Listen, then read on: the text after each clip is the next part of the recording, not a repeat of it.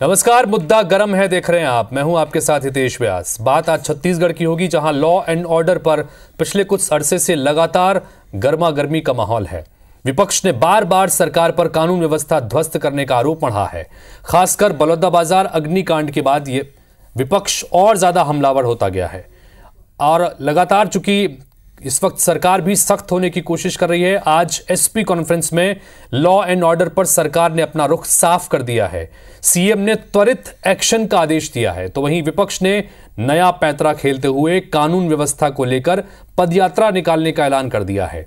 आरोप और एक्शन की इस लड़ाई में जीतता कौन है, ये देखना अब दिलचस्प हो गया है। एक बार देखिए कि दोनों ही पक्षों की तरफ से क्या कुछ कहा गया और सीएम ने क्या क्या निर्देश दिए हैं इस महत्वपूर्ण कॉन्फ्रेंस के दौरान।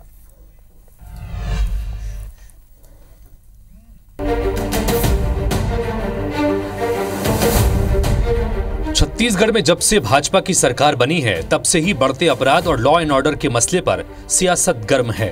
विपक्ष बार बार सरकार पर कानून व्यवस्था ध्वस्त करने का आरोप मढ़ रहा है। अब सरकार ने भी लॉ एंड ऑर्डर पर अपना रुख साफ कर लिया है।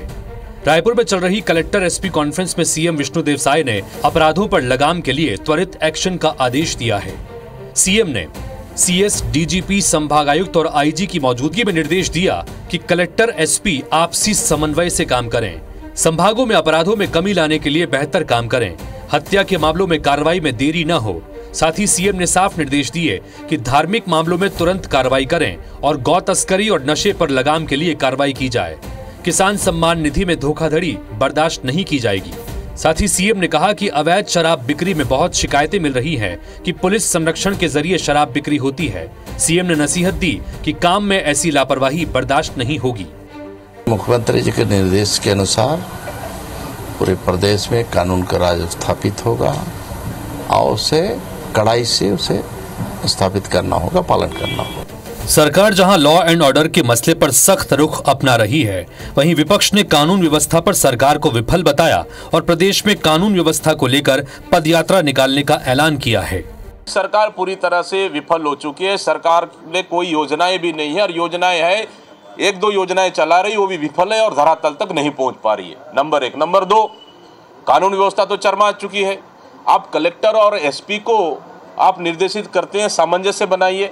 पहले तो आप लोग तो सामंजस्य हो जाइए। कांग्रेस पार्टी फिर एक से बड़ा मूवमेंट करने जा रही है। प्रदेश में एक बड़ी पदयात्रा करने जा रही है और आने वाला समय में इसका स्थान और इसका डेट हम थोड़े से और डिस्कशन के बाद हम बहुत जल्द ही विधिवत इसका घोषणा करेंगे। तो विपक्ष जहां कानून व्यवस्था पर पदयात्रा के जरिए पॉलिटिकल माइलेज देना चाहता है, तो सीएम ने भी अपने ताबड़तोड़ निर्देशों से संदेश दिया है कि सरकार कानून व्यवस्था पर कोई कोताही बर्दाश्त नहीं करेगी और इस मुद्दे पर वो विपक्ष को लीड लेने का कोई मौका भी नहीं देना चाहती। Bureau report, IBC 24।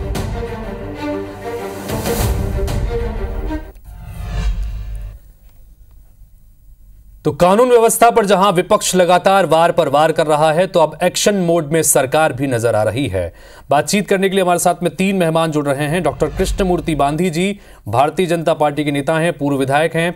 Surendra Sharma ji Congress party के वरिष्ठ नेता हैं और साथ ही हमारे साथ में राम अवतार तिवारी जी मेरे साथ में स्टूडियो में मौजूद हैं, जो कि वरिष्ठ पत्रकार हैं। आप तीनों का बहुत बहुत स्वागत है। सबसे पहले डॉक्टर कृष्णमूर्ति बांधी जी, क्योंकि लगातार देखा है कि जब से सरकार बनी है, विपक्ष खास तौर पर कानून व्यवस्था को लेकर, बढ़ते अपराध को लेकर लगातार सरकार को घेरता रहा है और अब कलेक्टर और एसपी के कॉन्फ्रेंस में सीएम ने भी ये मैसेज देने की कोशिश की है कि कानून व्यवस्था पर किसी तरह की कोताही सरकार बर्दाश्त नहीं करेगी। इसको किस तरह से लिया जाए डॉक्टर कृष्णमूर्ति जी?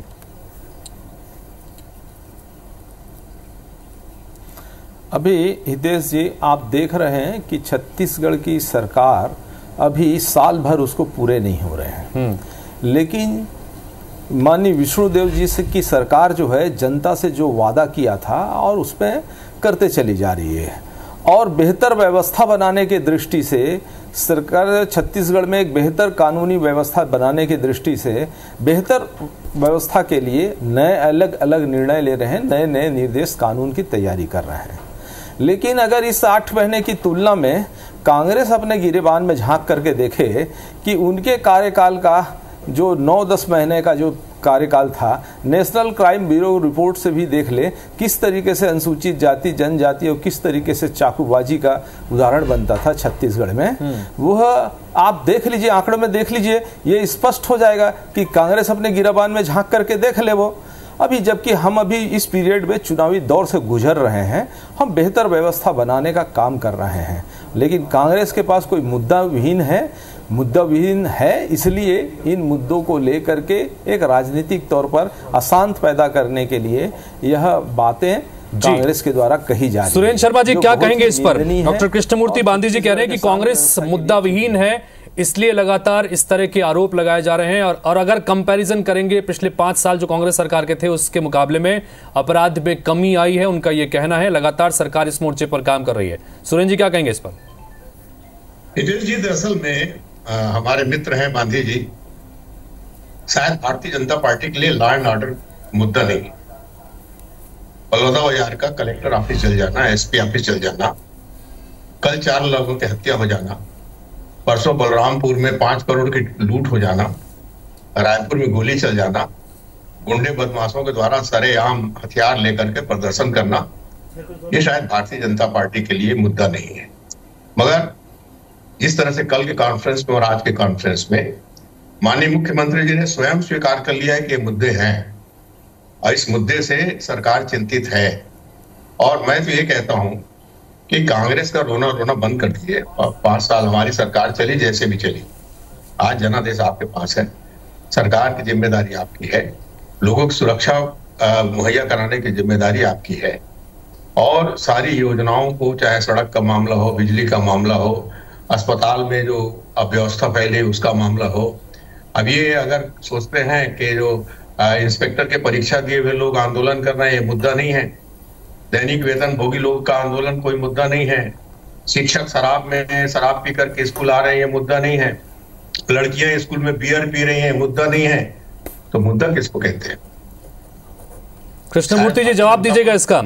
कानून व्यवस्था पर सरकार विफल है और सारी जो योजनाएं हैं धरातल पर सब फेल नजर आ रही हैं।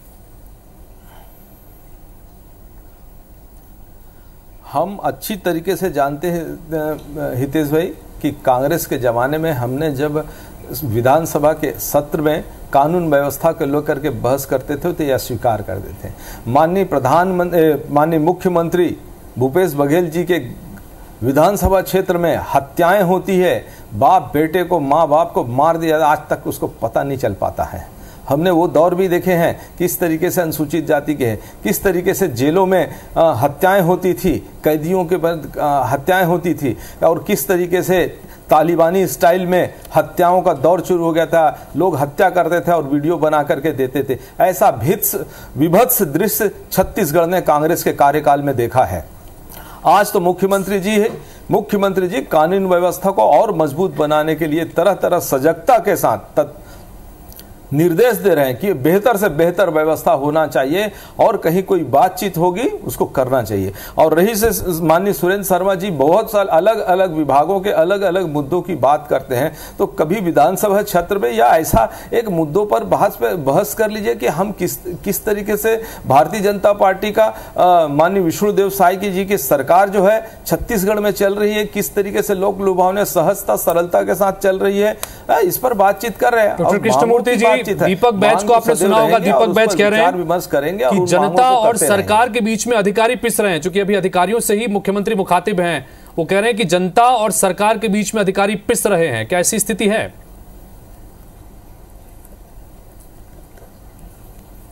देखिए, आप अच्छी तरीके से जानते हैं कि इस प्रजातंत्र में है ना कार्य प्रणाली बहुत महत्वपूर्ण है। जो भी सरकार का निर्णय होता है प्रजातंत्र में, और वह कार्यपालिका के माध्यम से ही जनता तक के उपलब्ध होती है, उसकी मॉनिटरिंग भी जनता तक उपलब्ध होती है और बेहतर व्यवस्था है। इसलिए जो हमारा महत्वपूर्ण कड़ी है कार्यपालिका, उस कार्यपालिका के हम बेहतर से बेहतर काम करेंगे और उनके साथ करेंगे। और इनकी परिभाषा है, क्योंकि इनकी परिभाषा चिढ़ाने वाली परिभाषा है, और हम उसकी कार्यपालिका को मजबूत करने का हमारा एक प्रयास है ताकि जनता को उसका ज्यादा से ज्यादा लाभ मिले। ठीक है सुरेंद्र जी, इस पर आपकी प्रतिक्रिया लूंगा, लेकिन इससे पहले राम अवतार जी आपसे जानना चाहेंगे उनको तो आप इसको किस तरह से देख रहे हैं? हालांकि जब भी सरकारें चलती हैं तो इसी तरह से कलेक्टर और एसपी कॉन्फ्रेंस होती रही है, ये कोई नई बात नहीं है, लेकिन इस पर खास तौर पर यह ताकीद करना कि कलेक्टर्स को भी कि सारे काम मुस्तैदी से करें, बहुत कुछ अभी करना है, और कानून व्यवस्था को लेकर भी कोई कोताही नहीं बरती जानी चाहिए, इसको लेकर विपक्ष लगातार आरोप लगा रहा है। आप इन दोनों चीजों को किस तरह से देख रहे हैं? प्रदेश में कानून व्यवस्था की स्थिति खराब तो है, उसके अलग अलग तर्क, अलग अलग सब चीज़ें प्रस्तुत की जा सकती हैं, परंतु पिछले दिनों अचानक घटनाएं बढ़ी क्यों? इसके कई कारण हैं। एक ये बोल सकते हैं कि समाज में जो धैर्यता है वो कम हो रहा है, जैसे कल ही की घटना हुई है, वो धैर्यता की कमी है, ये भी एक कारण, सामाजिक आधार भी है। दूसरा है पुलिसिंग जो जिस तरह होनी चाहिए वो नहीं हो रही है, गश्त जिस तरह होनी चाहिए नहीं हो रही है, जो विवेचना जिस तरह होनी चाहिए वो नहीं हो रही है, और जो अधिकारी वर्षों से जमे हैं, एक बड़ी बात जो है, जो वर्षों से जमे अधिकारी हैं, जो जहां जमा है और वो असफल है, तो उनको बदले जाना चाहिए, वो नहीं लोग जमे हैं। भ्रष्टाचार जो निचले स्तर पर अलग अलग तरीके से जो रहते हैं, जो अपराधियों से साठगांठ करके, जो जैसा मुख्यमंत्री जी ने स्वयं कहा कि शराब की शिकायत सर्वाधिक आ रही है, तो ये और उसमें पुलिस वालों की संलिप्तता के संदर्भ में की बात कही, और शराब से ही घटनाएं जुड़ी रहती है। जैसे हमारे प्रदेश में सूखे का जो है ना, जिस तरह से नशा बढ़ता जा रहा है, एक बड़ी समस्या है, उसके लिए किस तरह रोक सकते हैं, ये देखने वाली बात है। दूसरी बात ये है कि संदेश जो है वो पुलिस की जो बूथ की संदेश जाना चाहिए अपराधियों तक, बदमाशों तक, वो जब तक अगर नहीं रहेगा, और उसके लिए जिस तरह से कर्तव्यनिष्ठ अधिकारी है, वहां पर अगर राजनीतिक हस्तक्षेप ज्यादा होते तो बिल्कुल जैसा आप कह रहे हैं, राजनीतिक नजरिए से अगर देख के सब चीज को काम करते रहे, तो छत्तीसगढ़ जैसा शांत प्रदेश है, जहाँ घटनाएं इतनी नहीं होती, ज्यादातर घटनाएं करने वाले बाहर के लोग हैं, और आपस की जो हो रहा है वो धैर्यता, मैंने कहा। तो जो संदेश देने की बात आप रामवतार जी कर रहे हैं, तो जो जैसे कि हमने आज भी कॉन्फ्रेंस में देखा कि अलग अलग संभाग के आईजी को अलग अलग वहां की समस्याओं के हिसाब से निर्देश दिए गए हैं। कहीं शराब की समस्या का जिक्र किया गया, कहीं चिट फंड के संदर्भ में जिक्र किया गया, कहीं गौ तस्करी और धार्मिक अपराध से जुड़े मामलों को लेकर किया गया। तो क्या संदेश देने की कोशिश है इसके? देखिए, हर संभाग, हर जिला की अलग अलग अपनी तासीर है, वहाँ की घटनाएं, जैसा चांपा जांजगीर, वहाँ फौजरीगिरी की घटनाएं बढ़ती रहती हैं ज़्यादातर। बस्तर है, नक्सलवाद से पीड़ित है। मैदानी इलाके जो हैं वहाँ पर चाकूबाजी, चोरी की घटनाएं बढ़ती हैं, इस तरह की घटनाएं रहती है। जमीन के लफड़े जो रहते हैं उसके रहते हैं। तो अलग अलग जोन में अलग अलग समस्याएं, उस पर विचार और उसकी तासीर पर उस प्लान बना के काम करें, ठीक है, तब ये हल हो पाएगा। और यही वजह है कि एक एक संभागवार उन्होंने वहां की समस्याओं के संदर्भ में वहां के अधिकारियों को निर्देश दिए हैं। सुरेंद्र शर्मा जी, कांग्रेस पार्टी ने ये कहा, अभी हमने सुना पीसीसी चीफ को, कि वो तारीख जल्दी ही बताएंगे, एक पदयात्रा की शुरुआत करने जा रहे हैं बढ़ते अपराध और कानून व्यवस्था को लेकर। क्या प्लानिंग है कांग्रेस के आगे और क्या मकसद इसका? हितेश जी, दरअसल में एक बात तो है, कांग्रेस जो बात कह रही है पिछले कई दिनों से, 1.5 महीने में हमारे 15 आंदोलन हो चुके हैं, और कांग्रेस जिन मुद्दों को उठा रही है उसको एक तरह से माननीय मुख्यमंत्री जी ने स्वीकार कर लिया है कि नशे की समस्या बहुत गंभीर है।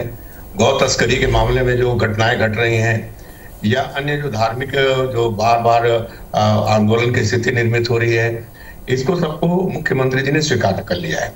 अब इसको ठीक करने की जिम्मेदारी, चूंकि सरकार में भारतीय जनता पार्टी है, तो उनकी जिम्मेदारी है, और हम चाहते हैं कि सरकार किसी की भी हो, छत्तीसगढ़ में अमन चैन कायम रहना चाहिए। अब जहां तक प्रश्न है कांग्रेस पार्टी का, कांग्रेस पार्टी चूंकि विपक्ष में है, और विपक्ष की अपनी जिम्मेदारी है कि सरकार के नाकामियों को, सरकार की कमजोरी को, सरकार के द्वारा जो गलती हो रही है, जनता की जो समस्या है, उसको जनता के बीच में ले जाए, जनता के बीच में उसकी चर्चा करे। तो वो काम कांग्रेस पार्टी कर रही है, और पद यात्रा के माध्यम से संभवतः आने वाले समय में और उसको व्यापक तौर पे गांव-गांव जा करके इस समस्याओं को पहुंचाने का प्रयास किया। डॉक्टर कृष्णमूर्ति बांदी जी, क्या कहेंगे? कांग्रेस पार्टी ने पद यात्रा के जरिए जनता के बीच जाने का ऐलान किया है, पॉलिटिकल माइलेज लेने की कोशिश भी जाहिर तौर पर इसके जरिए होगी, ये चुनौती बन सकता है आगे? हितेश जी, कांग्रेस जो है यात्रा निकाल कर राजनीतिक माइलेज लेने की कोशिश कर रही है, लेकिन कांग्रेस की कथनी और करनी को पूरे छत्तीसगढ़ की जनता ने बहुत स्पष्टता के देखा गया है। और ये इनकी जो न्याय व्यवस्था को लेकर के जो घड़ियाली आंसू बहाने कर निकल करके राजनीतिक माइलेज के लेने के अलावा इनके पास और कोई बातचीत नहीं है, क्योंकि इनके घटते हुए जनाधार हैं वो है, क्योंकि ये सहज सरल नहीं है। आज विष्णुदेव साय जी है, मुख्यमंत्री है, बहुत ही सहज सरल है, जो हर चीज को अगर कोई बात छत्तीसगढ़ में उसको स्वीकार करते हैं और उस पर नियंत्रण करने का ठोस उपाय और ठोस निर्देश देते हैं। आज उनके निर्देशों से भी छत्तीसगढ़ में हमने देखा है कि गाय का तस्कर, गाय को लेकर के जो घटनाएं होती थी, रोड रेस्ट्रिक्शन, गाय मारा जाता था, आज वो घटनाएं भी बहुत कम आई हैं। नहीं तो आपके ही चैनल के डिबेट में हमने बहुत, शर्मा जी भी, जो माननीय शर्मा जी हैं, वो डिबेट में भागीदारी करते थे कि गाय किस तरीके से, गाय और गाय के कारण। गांधी जी आपकी इस बात पर सुरेंद्र शर्मा जी मुस्कुरा रहे हैं, कुछ कहना चाहते हैं? नियंत्रण है। सुरेंद्र जी कहिएगा अपनी बात। मैं कह रहा हूँ कि बहुत मुश्किल वाली स्थिति है हितेश जी।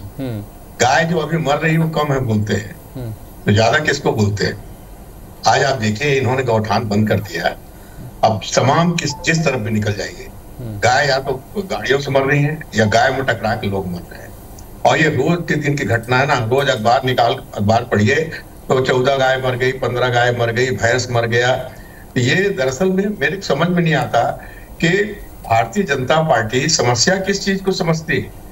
नशा इनके लिए समस्या नहीं है, लॉ एंड ऑर्डर, चोरी डकैती चाकूबाजी इनके लिए समस्या नहीं है, गाय का मरना इनके लिए समस्या नहीं है। और मैं बहुत, मेरे को आश्चर्य हो रहा है दरअसल में इस बात को, जब मुख्यमंत्री जी स्वीकार कर रहे हैं तो गांधी जी क्यों नहीं स्वीकार कर रहे हैं? गांधी जी एक बात और, जो बात सुरेंद्र जी की जो कही है उसकी भी जवाब दीजिएगा। दूसरा एक और, अभी दीपक बैज ने भी ये बात कही, जैसा मुख्यमंत्री निर्देश दिया है कि कलेक्टर और एसपी आपस में समन्वय रखें। दीपक बैज कह रहे हैं कि कलेक्टर एसपी को समन्वय की जरूरत नहीं है, सरकार को आपस में समन्वय बनाने की पहले जरूरत है। क्या कहेंगे इस पर? देखिए, ये एक वैवाहिक बात नहीं है कि जो शर्मा जी कह रहे हैं कि ये आपस में, अरे प्रशासन को सामंजस्य बिठाना पड़ेगा, क्योंकि कार्यपालिका प्रशासन है और प्रशासन के बीच में एसपी के साथ में, कलेक्टर के साथ में सामंजस्य होगा, उसका परिणाम बहुत लोगों में अच्छा आएगा। प्रदेश के ऊपर में सामंजस्य होने वाला ये प्रस्ताव उनकी एक राजनीतिक टीका टिप्पणी है, लेकिन व्यवहारिक टिप्पा टिप्पणी है जो एकदम सार्वत टिप्पणी भी करना चाहिए तो एक अच्छा सोच समझ कर करना चाहिए। वो दृष्टिकोण नहीं दिख रहा है, क्योंकि जो भी निर्देश होगा वो एसपी कलेक्टर के माध्यम से ही होगा और वही कार्यपालिका के तौर पर वो काम को अंजाम देंगे और उनके बीच में सामंजस्य होना अति आवश्यक है और वो बेहतर कार्य को अंजाम दे सकते हैं।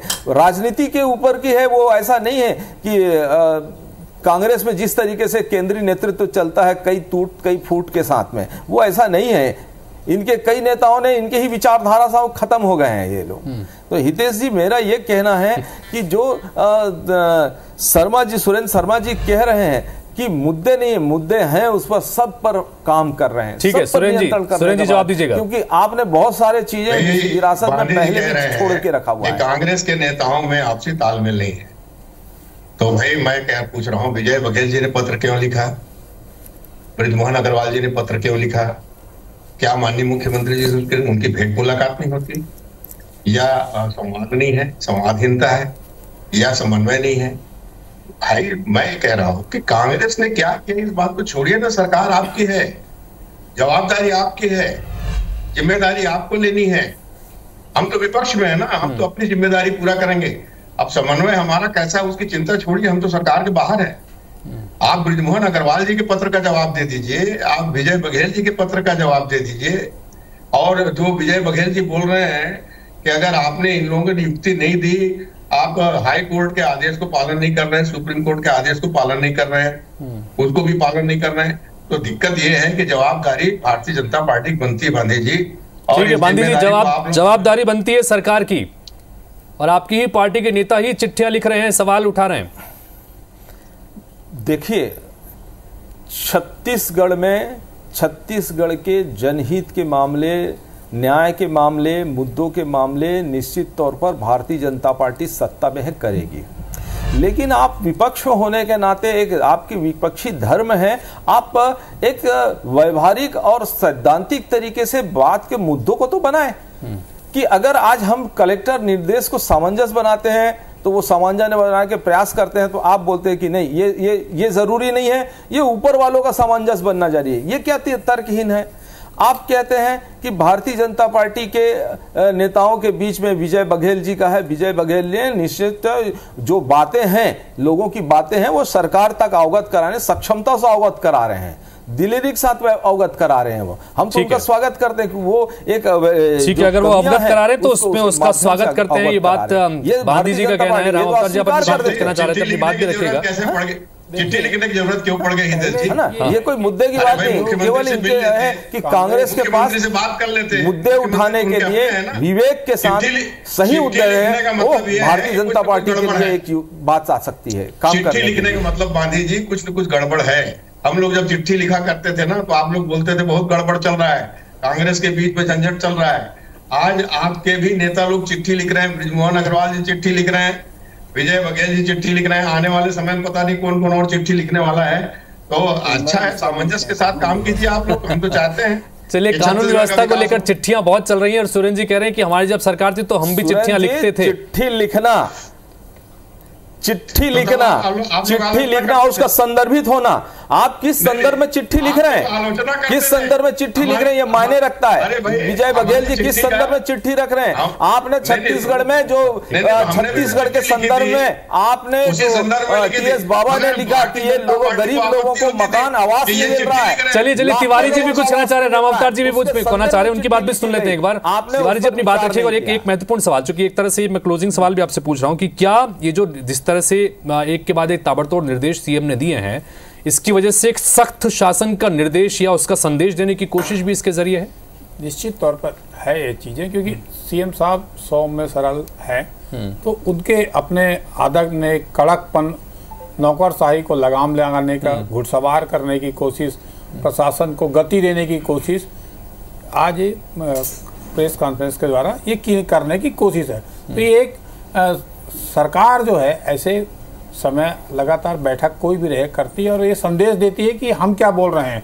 एक साथ आप कलेक्टर एसपी बैठ जाइए और ये समस्या को हल करिए और इसमें गति लाइए, जमीनी स्तर पर ले जाइए। सरकार की छवि ठीक नहीं बन रही है या इस मुद्दे पे काम करिए, तो जो फेलोशिप योजनाएं सरकार की है उसको किस तरह से लागू कर सकते हैं, क्या क्या बातें सीएम तक पहुंच रही है, वो एक संदेश पहुंचता है तो प्रशासन में एक गति आती है। तो ये गति लाने की दिशा में एक कदम है, ये माना जाता है। दूसरा, जो इस समय नगरीय निकाय चुनाव और पंचायत चुनाव है, इसलिए कांग्रेस जो है वो पदयात्रा इसके निकाल के इसी बहाने अपने सक्रियता, सत्तारूढ़ दल पर आक्रमण, ये एक रणनीति का हिस्सा है। और तीसरी बात यह है कि अब 8 महीने की सरकार हो गई है, अब प्रशासन उसको भी परफॉर्मेंस दिखाने का समय आ गया है। बिल्कुल, क्योंकि चुनाव है आगे। इस चुनाव में जो जनता के बीच जाना है, आपने मोदी की गारंटी कुछ लागू कर दी, कुछ बाकी है, आपके सांसद जो सवाल खड़ा कर रहे हैं उसका जवाब है, प्रशासन को किस नजरिए से जनता देख रही है, पार्टी के कार्यकर्ता देख रहे हैं और आपका आगे का विजन क्या है। तो कुल मिलाकर ये सारी चीजें देखने वाली बात होंगी। एक तरफ आरोप प्रत्यारोप है, लगातार विपक्ष जब से सरकार बनी उसके बाद से कानून व्यवस्था को लेकर, अपराधों को लेकर सरकार को घेरने की कोशिश करता नजर आता। दूसरी तरफ हम एक्शन देख रहे हैं, एक के बाद एक मुख्यमंत्री ने निर्देश दिए हैं कलेक्टर एसपी कॉन्फ्रेंस में कि किसी भी तरह की कोताही नहीं बरती जाएगी। अब इस एक्शन और आरोपों की लड़ाई के बीच में कौन आगे निकलता है और ये जो निर्देश दिए गए हैं इसका जमीन पर कितना असर देखने को मिलता है, ये देखना होगा। आप तीनों का बहुत बहुत शुक्रिया चर्चा में शामिल होने के लिए। नमस्कार।